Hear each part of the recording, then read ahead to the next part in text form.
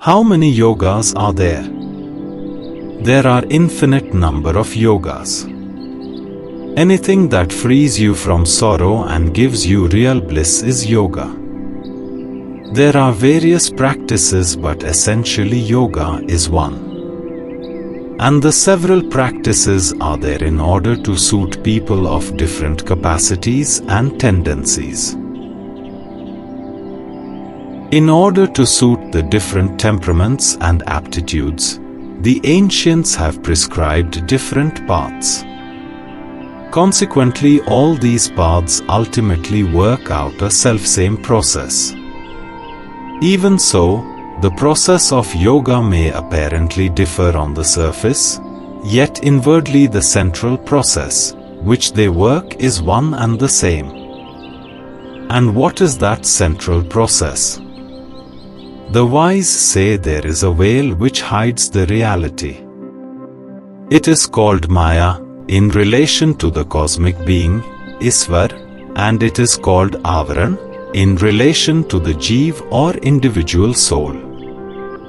The individual soul gets circumscribed in an individual consciousness. When this veil is removed, it realizes its identity with the Supreme Soul. To remove this veil is the purpose of yoga. Jnana Yoga, Bhakti Yoga and Raja Yoga do the same thing. They take a particular aspect of man and through that enable the Jeev to realize its identity with the Supreme Soul. The yoga that suits a particular person is in measure to that particular faculty which is predominant in his nature. If the intellect is predominant, the path of knowledge or Jnana Yoga is resorted to by that seeker. If emotion is the predominating faculty, the approach to the reality is made through Bhakti Yoga, the path of devotion. If the occult faculty of introspection is predominant, then Raj Yoga is made use of. Raj Yoga is also called Dhyana Yoga. Karma Yoga is common to all.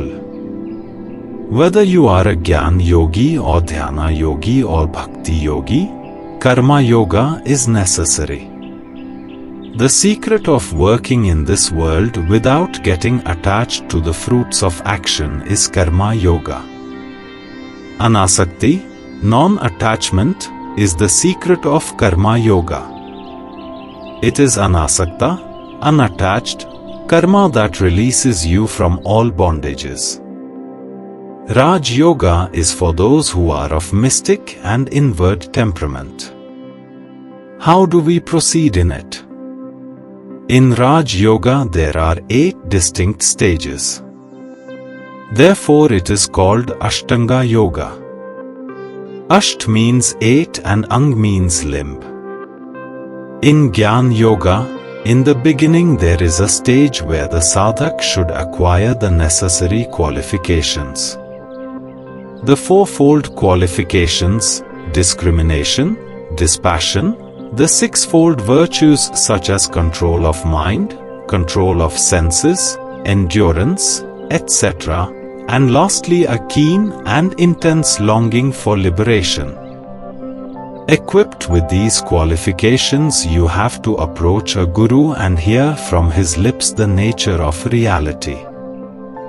This hearing is called Shravana. Then you should reflect over what you have heard. This is called Manana. Then you should ceaselessly contemplate on that. This is Nididhyasana. Just as there are these steps in Jnana Yoga, in Raj Yoga there are 8 steps or limbs. Hence it is called Ashtanga Yoga. It is also called Patanjali Yoga, because Patanjali was the sage who expounded this yoga. Raj Yoga is the most scientific and logical of all yogas. Hence the term yoga generally refers to Raj Yoga. Yoga Darshan means Ashtanga Yoga of Patanjali. By tradition it is called Raj Yoga. In fact, all paths have to culminate in meditation. Because of the great importance it attaches to meditation, Raj Yoga is also known as Dhyan Yoga. The 8 limbs of Raj Yoga are Yam, Niyam, Asan, Pranayam, Pratyahar, Dharan, Dhyan and Samadhi. Out of these, Yam, Niyam, Asan and Pranayam are the preliminary stages. The yoga proper starts from Pratyahar or abstraction of the mind and the senses. Yam is the cultivation of certain virtues. Niyam is the following of certain daily observances. Asan is the acquisition of perfect steadiness of pose. And Pranayam is the discipline, control and regulation of our gross physical breath, which is connected with the inner subtle nerve currents. Pratyahar is the withdrawal of senses and mind from the external objects of this universe, and Dharana is the fixing of the mind on the object of meditation. Dhyana is mastery over Dharana and continuous, unbroken fixing of the mind on the object of meditation. Dharana is sporadic, but when you have attained mastery over Dharana, you are able to fix your mind upon the object of meditation steadily for a long time. In the depths of meditation, you transcend the lower, physical consciousness and you experience the highest superconsciousness. This is called Samadhi. Raj Yoga helps us first to control the gross, physical body, and then step by step it leads us on to the control of subtler sheaths. The pranic sheath, the mental sheath, the intellectual sheath and the bliss sheath, and takes us to the eternal, ever-perfect self which is beyond all these sheaths. Thus the approach is made starting from the most external, the physical body, and proceeding to subtler and subtler bodies.